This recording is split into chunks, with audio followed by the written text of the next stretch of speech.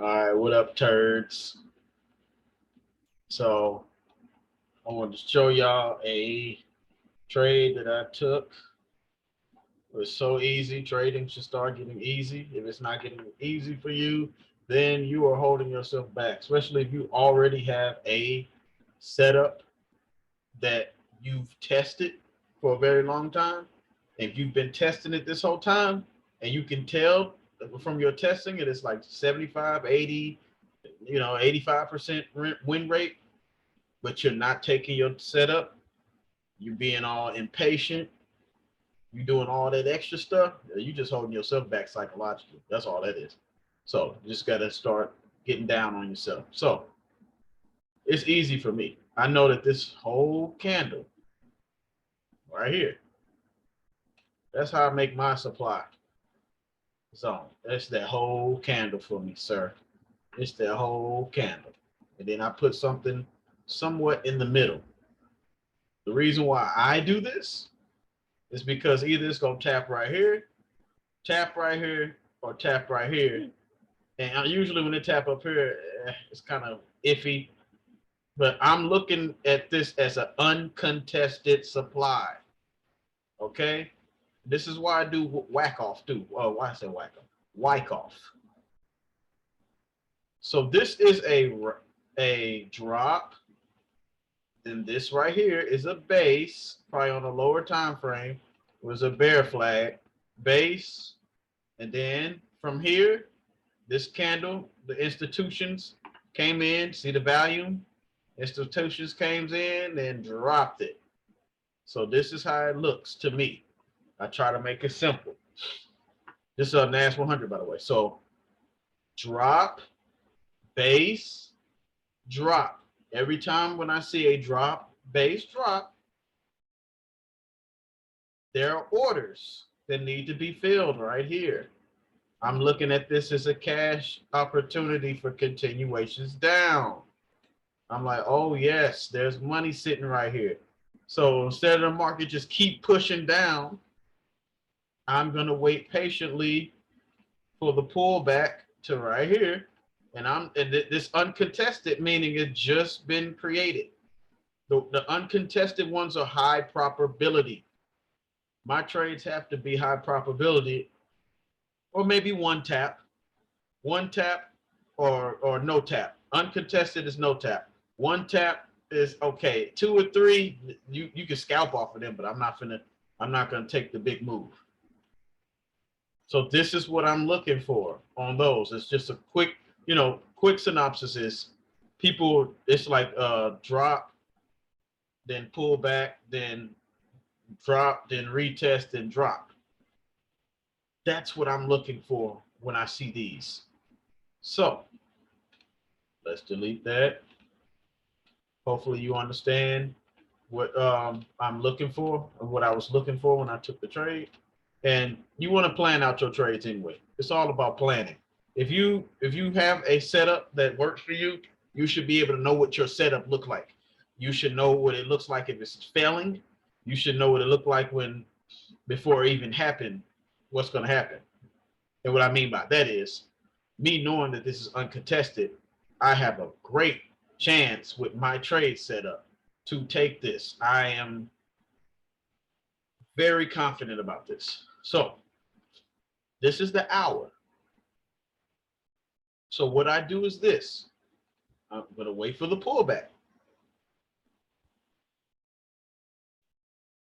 We're going to wait for the pullback. You could have took the buy, but I want the direction of the market. I used to do pullbacks, but I get burnt on those. That's just a waste of whatever. Just a waste.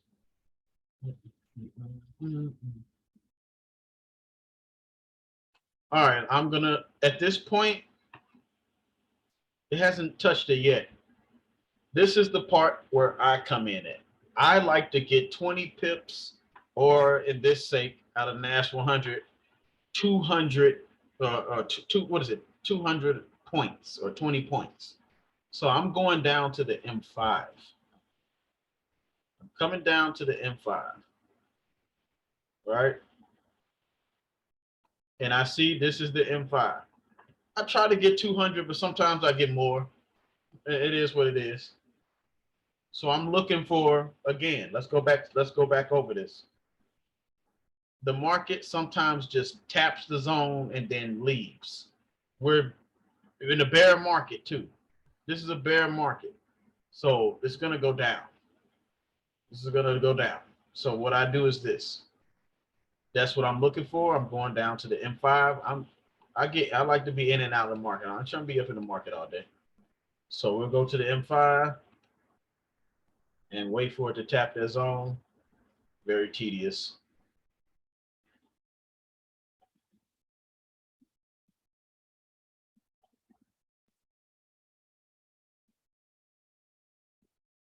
And there was an M5 supply right there. So you could have took that M5 right there. Oh, well, I'm over here talking. Hit it. I don't think that's the candle I got in it. Yeah, that is the candle I got in it. As soon as it got right there. Okay. I'm over here talking about something else. Usually I just put sell limits in, but I give myself a little room and I follow market structure. It made a W right here. I like to see W's because retail traders love trading W's. So there's money. Money below the W. So I go for those wicks.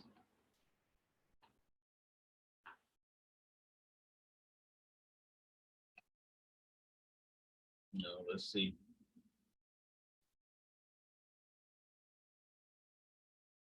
Oh, sorry. So we're in the trade now.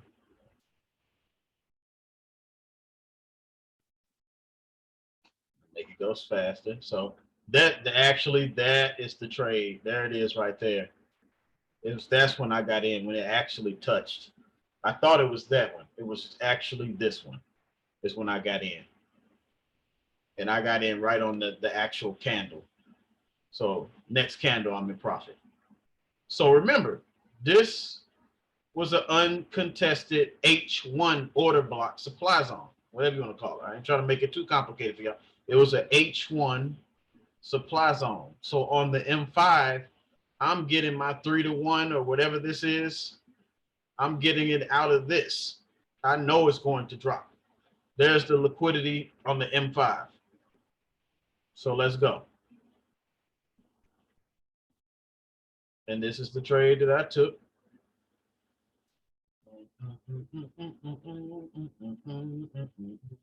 And we're out the trade on the M5. You got your trade set up on the M5 or 1 to 3 or whatever the crap this is. I didn't even look to see what it is. But on the hour, you had this move happen. It dropped all the way down. It came back up, you know. And then that happened. Oh my God. That move, I could have took that whole move, but I was coming for these wicks where there was liquidity at. I could have took that whole thing down, but whatever. Look, once you get your little trade, and see, you could do all this at 7:30 in the morning. At 7:30 in the morning, you do like. Let me give you guys the real deal here. Okay, let me give you the real deal here. Find a setup that works for you and that works on every time frame. Find that setup, whether that be this. I'm gonna do another one that I took. That's why I came over here to GU. Hold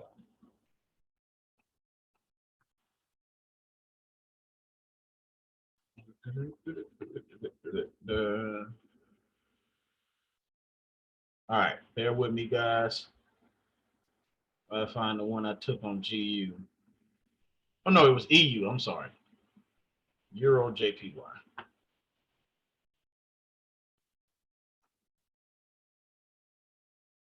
All right.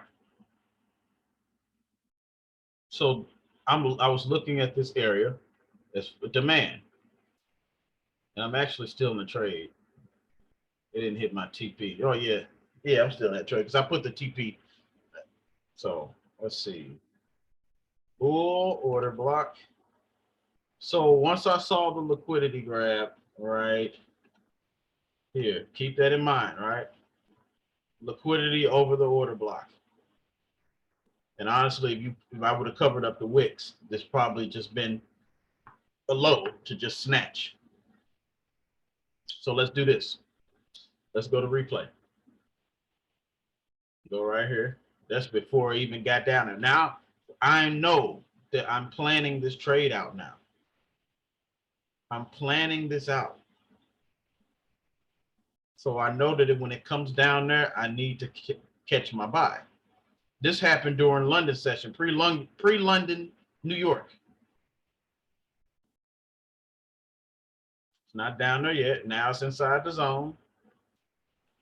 So now I know that it tapped the top part of the zone, right?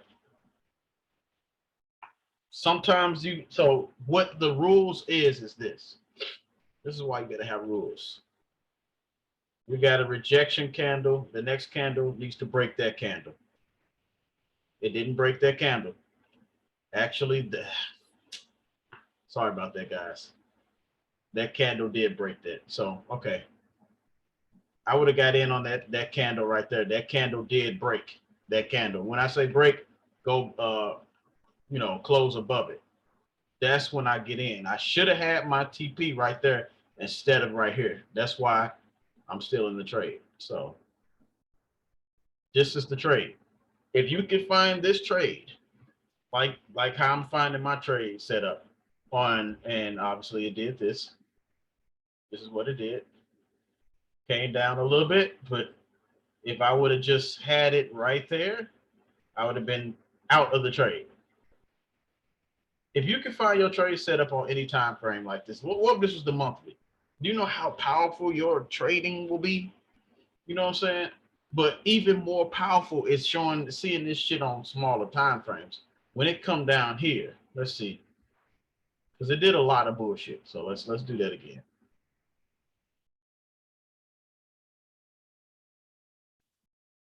Well, let's go back to this. I'm trying to. Since this was untapped, this is an uncontested demand. You could come down to the M5. So here's the M5, right?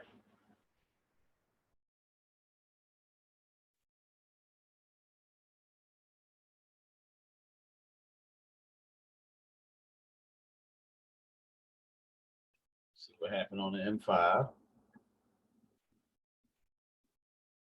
All right, so you see that wick down like that on the M5?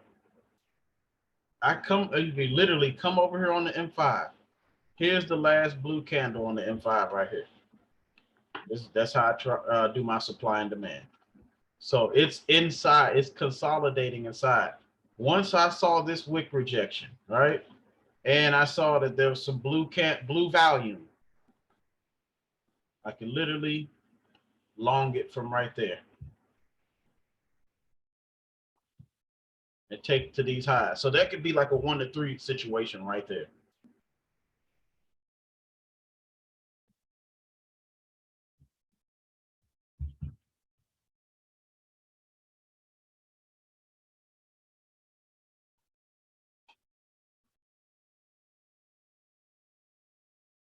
See, I would have got stopped out, right? Hold on.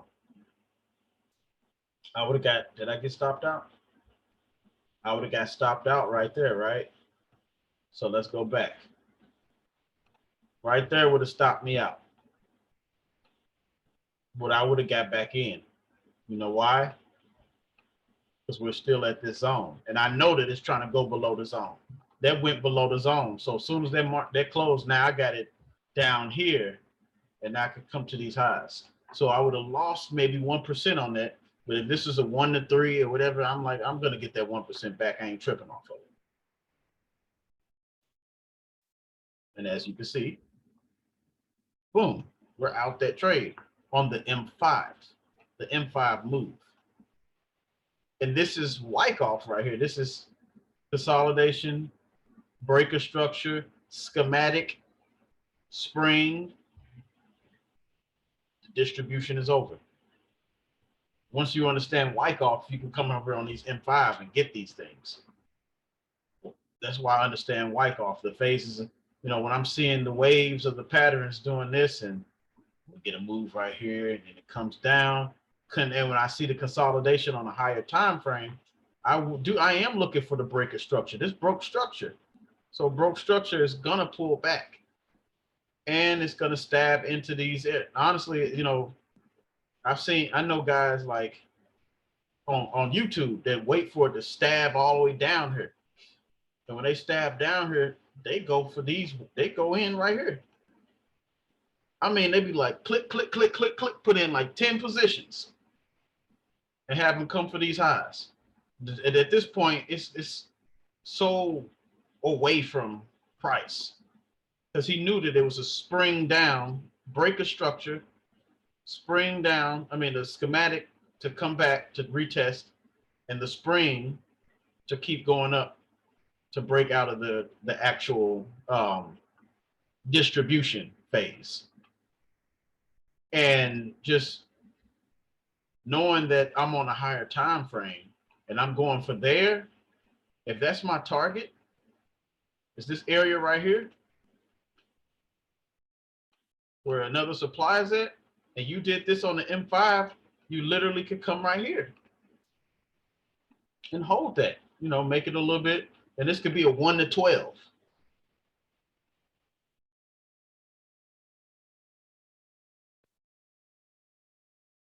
Now, the only issue is when it came back, like, you know, it had some positions in and it closed them, right? Because we really went there. As a skilled trader, you know, okay, you close those positions because they hit them highs. So it's coming back. Now I want to see what happens when it comes back. I'm sitting here waiting. And look, it goes lower.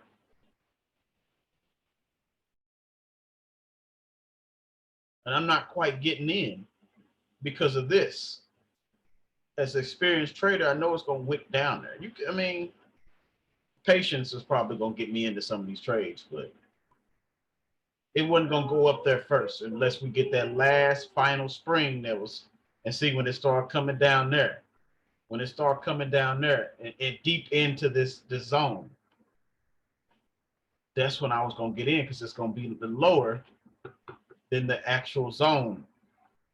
If you understand what I'm saying. Now I'm targeting this as I have been targeting that area.